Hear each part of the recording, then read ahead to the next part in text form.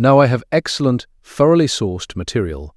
Let me craft the script around the core idea: how oil industry seismic data accidentally revealed a lost inhabited world beneath the North Sea, Doggerland. Why this discovery forces us to reckon with our own vulnerability to rising seas. The first thing the data showed was a river. Not a geological suggestion or a speculative line on a model, but the unmistakable shape of a waterway, its meanders, its floodplain, its estuary spreading toward a coast that no longer exists. Vincent Gaffney was sitting in an office at the University of Birmingham, wearing a pair of oversized stereoscopic glasses, staring at a screen filled with processed seismic data that had been collected to find crude oil deposits beneath the North Sea. He had not dug a trench.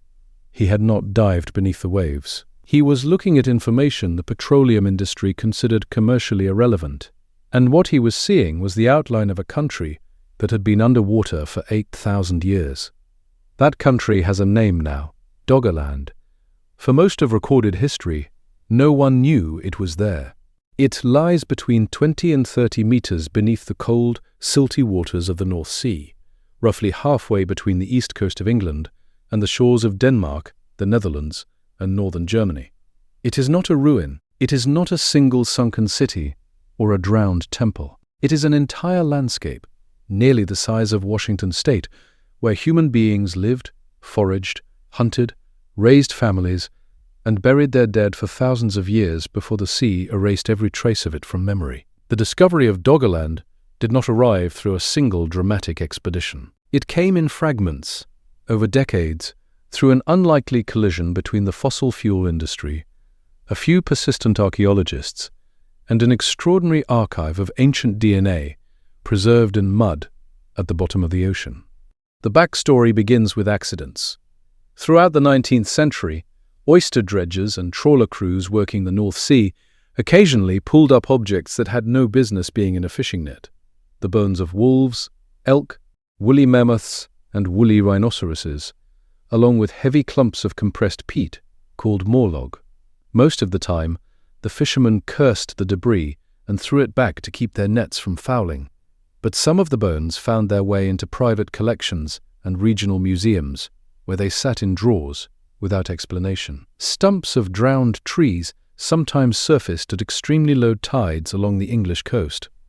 Victorian beachgoers, unable to account for them, called them Noah's Woods and attributed them to biblical floods. A geologist named Clement Reed was less credulous. In 1913, he published a book titled Submerged Forests, in which he argued that the bones, the peat, the drowned trees were all evidence of a sunken land that had once stretched far beyond the present coastline, deep into the North Sea. He proposed that the Dogger Bank, a shallow sandbank in the middle of the sea, named for the Dutch fishing boats called doggers, had once been the northern edge of a vast alluvial plain. The idea was prescient, but it attracted little attention. There was too much to explore on dry land, and the technology to investigate the seabed simply did not exist. Then, in 1931, a trawler skipper split open a chunk of moorlog tangled in his net and found a spearhead. It was 22 centimeters long, carved from red deer antler, notched with sawtooth barbs, and marked with a series of deliberate incisions.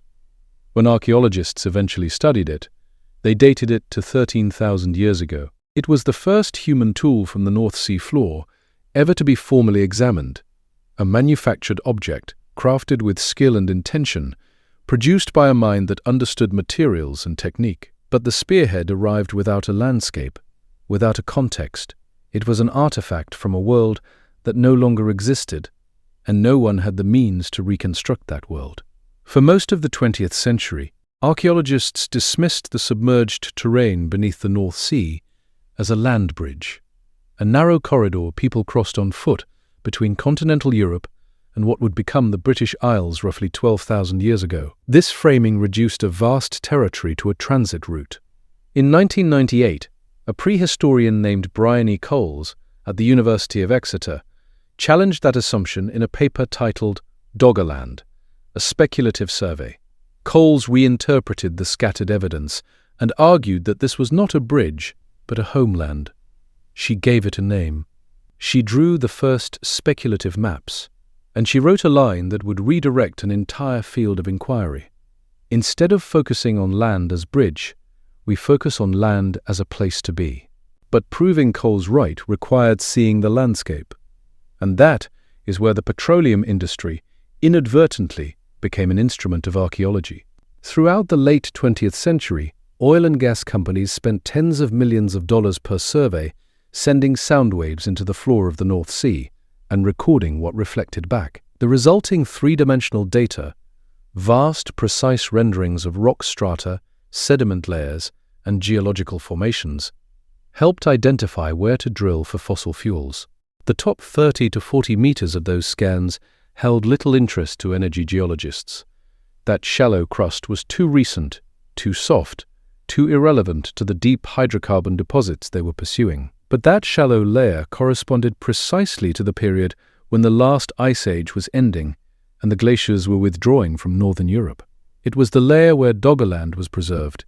In 2001, Gaffney, a landscape archaeologist from northeast England, who had spent years mapping Roman settlements and the terrain around Stonehenge using non-invasive survey techniques, found himself in a seminar with a postgraduate student named Simon Fitch, who had trained in geology.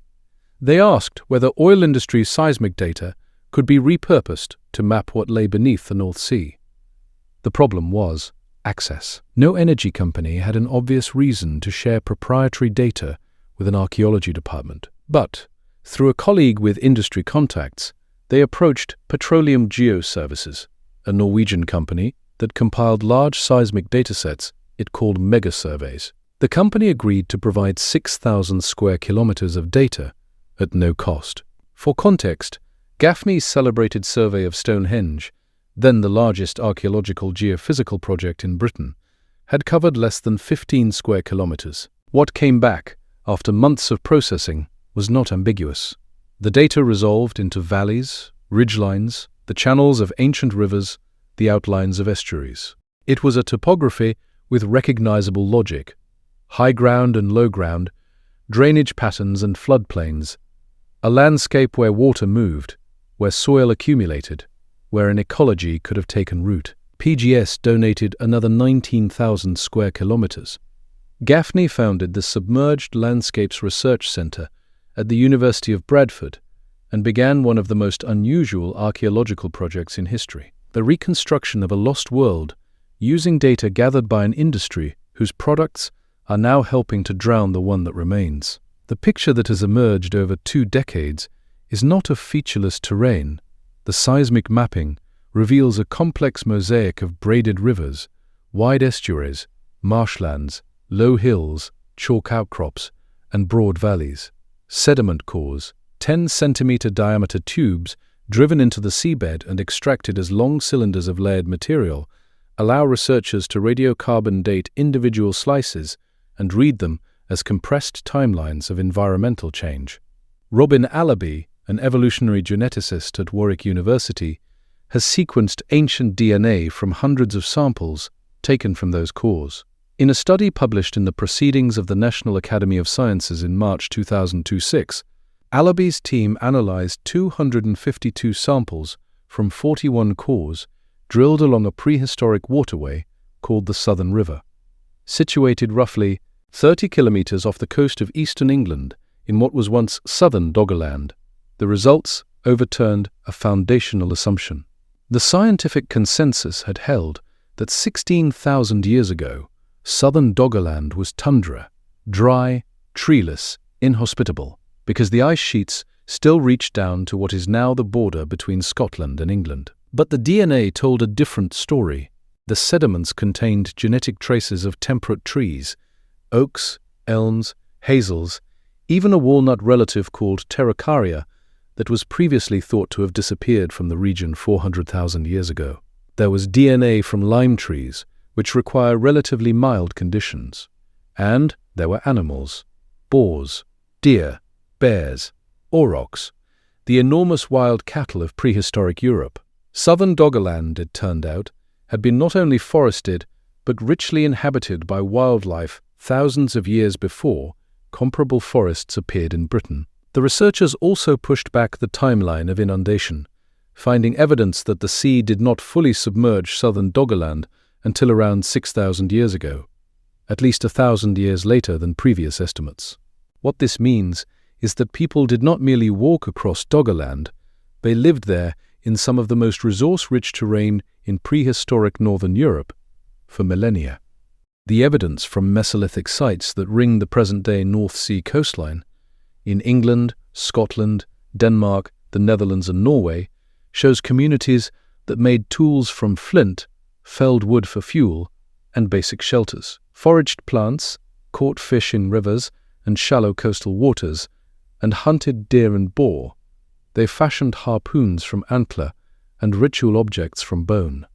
They buried their dead. Archaeologists have found such settlements all around the North Sea's modern shoreline, and the implication is stark. The only reason comparable sites have not been found in Doggerland itself is that they lie beneath 20 meters of salt water and centuries of marine sediment. In 2019, Gaffney's team lowered a mechanical grapple 30 meters to the floor of the North Sea near the southern river site and dug roughly 10 centimeters into the sediment. They retrieved a small dark fragment of worked flint, smooth and beveled, the edge of a hammerstone, a tool used in the manufacture of other stone implements. It was found near a chalk outcrop, suggesting the site may have functioned as a kind of workshop.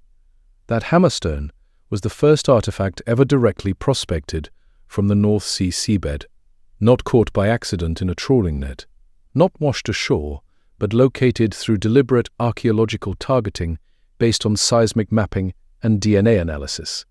It is a modest object. Its implications are not.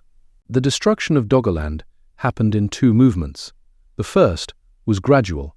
As global temperatures rose at the close of the last ice age, ice sheets that had locked up vast reserves of water began to melt.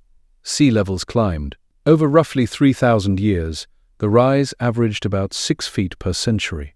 Salt marshes crept further upstream along the rivers. Estuaries flooded. Coastlines withdrew. Doggerland, once the spacious heartland of northwest Europe, began to shrink. Its inhabitants were pushed, generation by generation, toward higher ground to the east and west. The second movement was catastrophic. Around 6,200 BCE, an area of seabed off the coast of Norway, roughly the size of Scotland, some 80,000 square kilometers of sediment collapsed in a massive submarine landslide, now called the Storegga Slide. The displaced volume generated a tsunami that swept across the North Sea and struck whatever remained of Doggerland with enormous force. Deposits of tsunami sediment have been found along coastlines from Scotland to Norway, and the event appears to have been devastating for any communities that still persisted on the shrinking remnant of land. Whether the Storegga wave delivered the final blow, or Doggerland's last fragments lingered as diminishing islands for another few centuries, remains a matter of active investigation. By 6,000 years ago, it was gone. The last hilltop became the shallow Dogger Bank. The sea closed over the rest. The people who had known that place, its rivers, its forests, its seasons, its names, became the people who lived elsewhere, along unfamiliar coastlines, carrying knowledge of a homeland that no longer existed. The resonance of this story is not confined to the past. The forces that destroyed Doggerland, warming temperatures, melting ice, rising seas, are the same forces reshaping the world right now. The pace is different. The cause is different.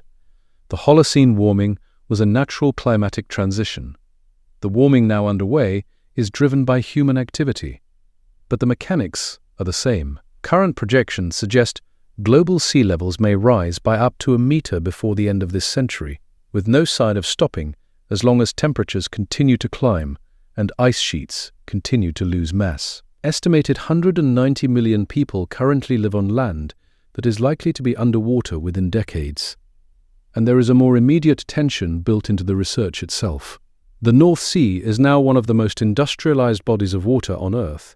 Thousands of wind turbines already rise from its surface, and thousands more are planned as European nations accelerate the transition away from fossil fuels. Each turbine installation requires undersea cables, pilings, anchors, and exclusion zones.